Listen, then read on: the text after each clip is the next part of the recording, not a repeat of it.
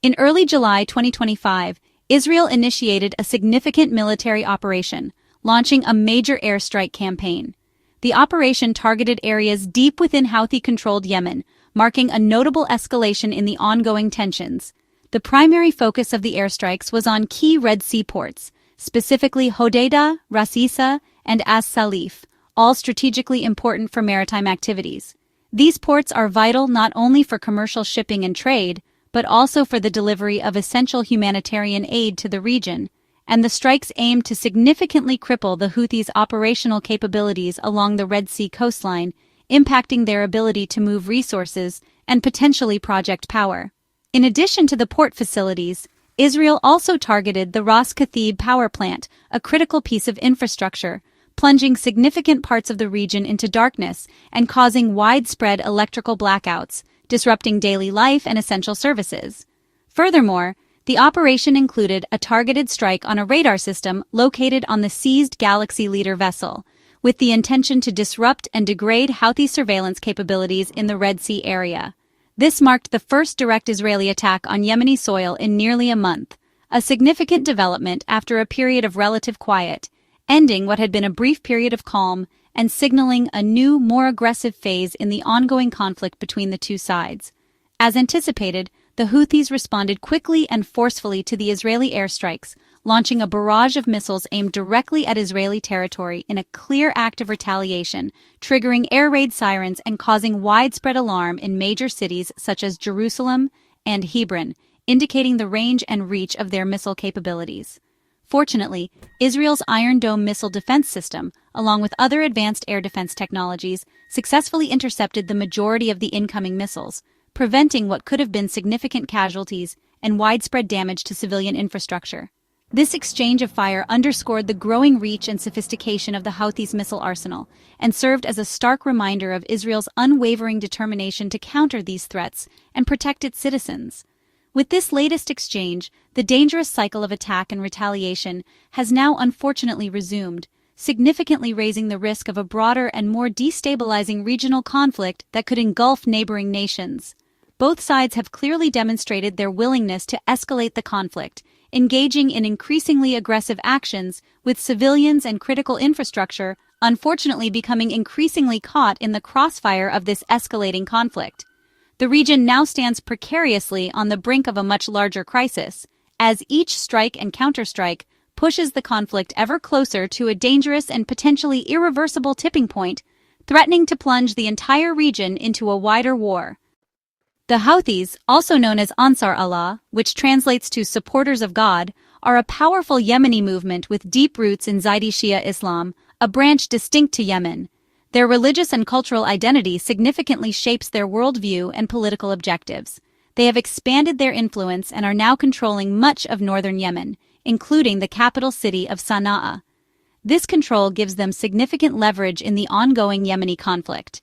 Their slogan, "Death to America, death to Israel, a curse upon the Jews, victory to Islam," reflects a deep-seated opposition to Western influence, particularly American foreign policy, unwavering solidarity with Palestinians, and a strong anti-Semitic sentiment.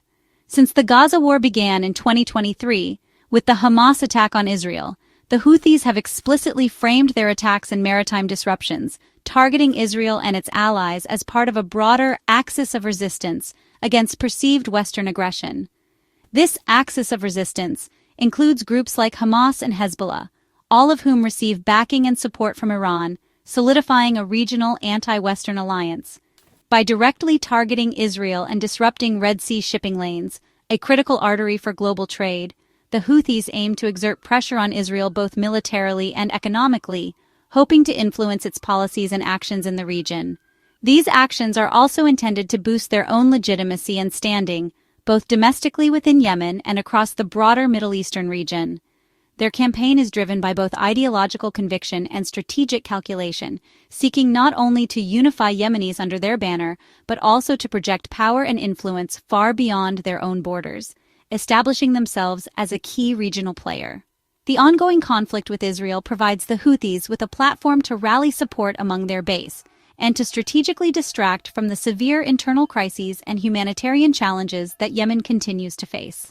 Ultimately, They aim to position themselves as the primary defenders of the Palestinian cause within Yemen and the wider region. This multifaceted strategy has effectively made them a key player in the Middle East's complex web of shifting alliances and ongoing geopolitical turmoil.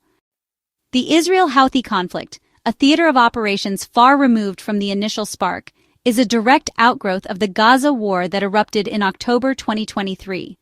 The repercussions of that initial conflict continue to reverberate across the region. As Israel intensified its campaign in Gaza, seeking to dismantle Hamas and neutralize threats, the Houthis, aligning themselves with the Palestinian cause, began launching missiles and drones at Israel, showcasing their long-range capabilities. Simultaneously, they started targeting commercial ships in the Red Sea, a vital artery for global trade. Their attacks were designed to pressure Israel, aiming to force a change in its military strategy in Gaza. These actions also sought to disrupt global trade, impacting economies worldwide and raising insurance rates for shipping companies. This marked the opening of a new front in the regional conflict, extending the zone of instability and drawing in new actors. A brief ceasefire in January 2025 offered a glimmer of hope, pausing Houthi attacks and allowing for a temporary respite. But when the truce in Gaza broke down in March, hopes for a lasting peace were dashed, and the cycle of violence resumed. The Houthis resumed their operations, citing Israeli obstruction of humanitarian aid as justification for their renewed attacks. The U.S. responded with strikes on Houthi targets, aiming to degrade their military capabilities and deter further attacks on shipping. This intervention escalated the violence further, drawing the U.S. deeper into the complex web of regional conflicts. In May, the Houthis struck Ben Gurion Airport, a bold move that brought the conflict directly to the heart of Israel. This attack prompted a heavy Israeli air campaign against Yemeni infrastructure, targeting sites believed to be used for launching attacks. The July 2025 Israeli strikes on ports and a power plant represent a significant escalation, impacting Yemen's ability to import essential goods. These strikes are the latest escalation in this tit-for-tat cycle, a dangerous pattern of action and reaction. Each side's actions provoke immediate retaliation, deepening the animosity and making de-escalation increasingly difficult. This is fueling a dangerous dynamic with no clear end in sight, leaving the region teetering on the brink of wider conflict. The conflict now threatens to spiral beyond Gaza and Yemen, potentially drawing in other nations and further destabilizing the region. The situation is incredibly precarious, destabilizing the wider region and raising concerns about the potential for a larger, more devastating war. The Israel-Houthi conflict is a clash of high-tech military power against a resourceful non-state actor. Israel relies on precision airstrikes and advanced intelligence to target Houthi infrastructure and disrupt their operations. The Houthis, with Iranian-supplied missiles and drones, have developed the ability to strike targets nearly 2,000 kilometers away, including inside Israel. Their anti-ship missiles and sea-skimming drones have made the Red Sea a perilous zone for global shipping. Israel's multi-layered air defense, Iron Dome, David's Sling, and Arrow, has intercepted most Houthi projectiles, but the volume of attacks strains even the most advanced systems. The Houthis claim to have improved their own air defenses, reportedly engaging Israeli jets with locally made missiles. While these claims are hard to verify, they highlight the Houthis' evolving capabilities and the increasing complexity of the conflict. Both sides are adapting rapidly, making the military equation ever more unpredictable. The conflict is fueled not just by missiles but by fierce rhetoric from both sides' leaders. Israeli Prime Minister Netanyahu has vowed to escalate strikes and holds Iran responsible for Houthi attacks, promising severe consequences. Defense Minister Katz has threatened to target Houthi leaders directly, aiming to intimidate the group's command structure. The Houthis respond with defiant statements, framing their actions as a moral duty to support Palestinians and claiming military successes against Israel. These public declarations serve to boost morale, recruit fighters, and reinforce each side's narrative of strength. For Israel, tough talk reassures the public and warns Iran. For the Houthis, it legitimizes their rule and resistance. The war of words is as strategic as the military campaign, shaping perceptions and influencing the conflict's trajectory. In this battle of narratives, both sides seek to project resolve and deter escalation while preparing for the next round. Houthi attacks in the Red Sea have upended global trade, turning a vital shipping route into a high-risk zone. The Red Sea-Suez Canal corridor handles 12% of global trade, but Houthi threats have caused container traffic to plummet by 90% at times. Major shipping firms now reroute vessels around Africa's Cape of Good Hope, adding weeks and millions in extra costs per journey. These disruptions drive up prices for goods worldwide, fueling inflation and straining supply chains. Insurance premiums for Red Sea passage have soared, and European ports face delays and congestion. The Russell Group estimates that over $1 trillion in goods have been affected by the attacks. The crisis exposes the vulnerability of global trade to regional conflicts, as a small group in Yemen holds a key artery hostage. The economic fallout is a stark reminder of how local wars can ripple across the world. Beneath the headlines, civilians, especially in Yemen, bear the brunt of the conflict. Israeli strikes on ports and power plants threaten the flow of food, medicine, and fuel to millions already facing a humanitarian crisis. Damage to infrastructure like the Ras Kathib power plant disrupts hospitals, water supplies, and basic services, deepening civilian suffering.